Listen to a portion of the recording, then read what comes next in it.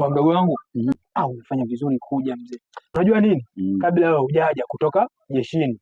Unajua mimi mdogo wangu nimetumia hela nyingi kukusomesha wewe. Kwa sababu gani? Vitu kama hivi vinavyotokea sasa hivi kuna watu wanatunyanyasa huko mtaani. Nikasemaje? Kwa mdogo wangu asirudi.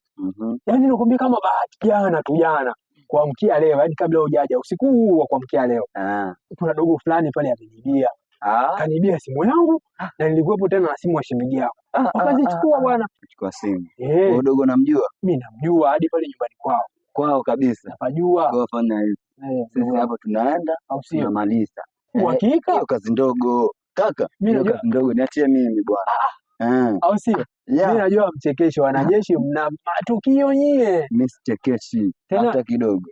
Unajua tena nikamwambiaje, mimi na mdogo wangu mwanajeshi, akawa anaenda zako mwanajeshi mavi. Mwanajeshi nini? Mwanajeshi mwenyewe tunamuinua na mkono mmoja. Yaani mimi nakupeleka hadi pale, nakwambia nataka ukamuonyeshe timu ile hadi show nginja. Fanya. Ndugu huyu hapa mdogo wangu. Wewe dogo vipi?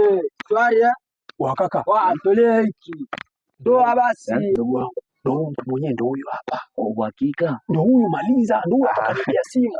Dogo, toa. Ndio huyu hapa. Kaka. Toa hicho. Twende nyumbani. Tulikosana na mama. Hebu ndio huyu maliza simu ndio huyu.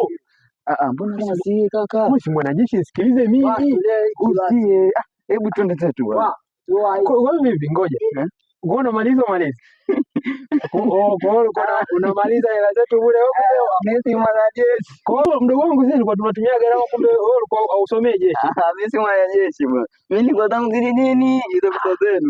Natumia kufanya shopping na la muogo.